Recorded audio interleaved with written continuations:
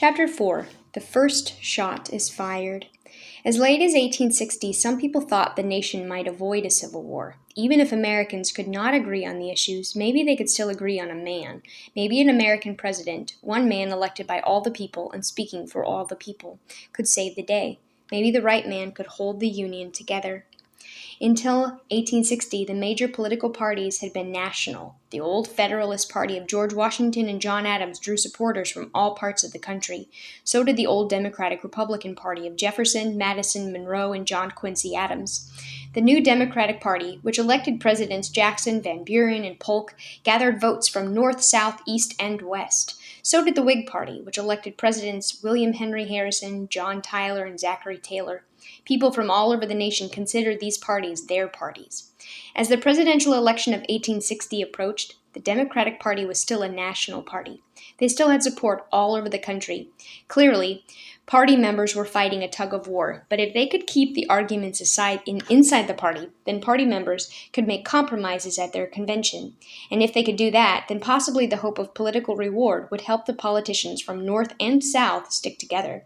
They could then share in whatever power their party would gain. Americans had learned to play the game of politics with good humor. Maybe if they played it well, they could avoid replacing it with the bloody game of war. The parties met in their national conventions during the spring and summer of 1860. Sadly, it quickly became clear that good-natured politics was not going to win the day. As soon as the Democratic Party opened its regular convention at Charleston, South Carolina, Southerners demanded that the party should favor protecting slavery in the territories. When Northerners voted them down, delegates from 8 Southern states left the convention. Even then, after 57 ballots, the convention could not agree on a candidate for president. The convention broke up and after a month met again without the delegates of the 8 Southern states. At the new convention, another group of Southerners withdrew. What was left of the Democratic Party, of course, was not a national party at all, but it nominated Senator Stephen A. Douglas of Illinois. The Southern Democratic seceders gathered at Richmond, Virginia. They named their own candidate, John C. Breckinridge of Kentucky. Breckinridge was at the time Vice President of the United States. He believed in protecting slavery, and he thought the states had a right to secede.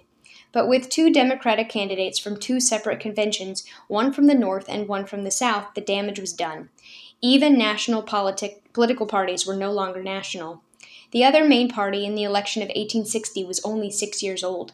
The Republicans had founded their party for the very purpose of opposing the spread of slavery. It was the anti-slavery party of the West and the North. Still, they hoped for some national appeal. So the new Republicans named one of the most conservative men they could find in their party. He had not made any radical statements, and he sounded like the soul of easygoing common sense. His nickname was the Rail Splitter, and his name was Abraham Lincoln of Illinois. It was a stroke of rare good luck that Lincoln happened to be there at that moment. There had never been a better symbol of all America. Lincoln's own life was a capsule history of the whole nation. His restless family had come from England to New England. They had moved to Pennsylvania. Lincoln's great-grandfather had lived in Virginia, where he had 5 sons. 4 of them moved on to Kentucky, Tennessee, and Ohio. In 1782, Lincoln's own grandfather had gone west to Kentucky. It was there, 4 years later, that while he was clearing farmland in the forest, Indians killed him. It was there that Abraham's father grew up, and it was there that the future president was born in 1809. Unlike other log cabin candidates before him, Lincoln really was born in a log cabin. When he was only 7, his family moved again to Indiana, and when he was 21, he moved with them once more, still further west, to Illinois. Working his way up in the world, Lincoln did a little of everything. He built a flatboat and navigated it down the Mississippi to New Orleans. He did a little surveying. He managed a mill. He ran a country store. He served as a village postmaster. The militia that chased Chief Black Hawk and his tribe back into the Wisconsin wilderness had elected him their captain. Lincoln educated himself. He made himself a lawyer who was especially successful before juries. But by 1860, Lincoln's political career had been brief and unimpressive. After serving in the Illinois legislature, he had served 1 term in Congress, where he opposed the Mexican War. Then he was defeated for the United States Senate by the much better-known Stephen A. Douglas. Lincoln had a magic in his speech. With his slow backwoods drawl, using the simple words of the Bible, he uttered the wisdom of a cracker-barrel philosopher. He sometimes told off-color jokes, But he had had the uplift power of a first class preacher. He spoke the way the average man could imagine himself speaking. Lincoln was firm on the slavery issue, but he was no extremist. In his debates against Douglas, when both were running for the Senate in 1858, Lincoln showed that he was about as conservative as an anti slavery man could be. He tried to narrow down the whole slavery question to the issue of whether the country should keep slavery from spreading westward into the territories. The founding fathers, he explained, in their Northwest Ordinance of 1787, had prohibited slavery in what was then their West. Now, he said, to be true to their ideas, Americans must also keep slavery out of the newer West. Being of Southern ancestry, Lincoln did not hate the South. He believed in making every possible concession to the South, except he was unwilling to permit the spread of slavery. If anyone could have held the Union together, it seemed Lincoln should have been the man. He was shrewd, he was charitable, he held a generous understanding of the South and its problems. He had a good feeling for compromise, but if Abraham Lincoln could not do it, then the Union was surely beyond the help of politics. The fateful presidential election of November 1860 confirmed widespread suspicions. There was no national parties. The results of the election convinced the South that their hope was no longer in words but in weapons. Lincoln received not a single electoral vote from 10 Southern states. He carried all 18 free states. Breckinridge carried 11 slave states. Douglas carried only Missouri. John Bell, a compromise candidate from Tennessee, carried 3 slave states that were on the border between North and South. Lincoln easily won in the Electoral College. He received 180 votes against 123 for all the others combined, but he was not the choice of the majority of Americans. He received less than 40% of the popular vote.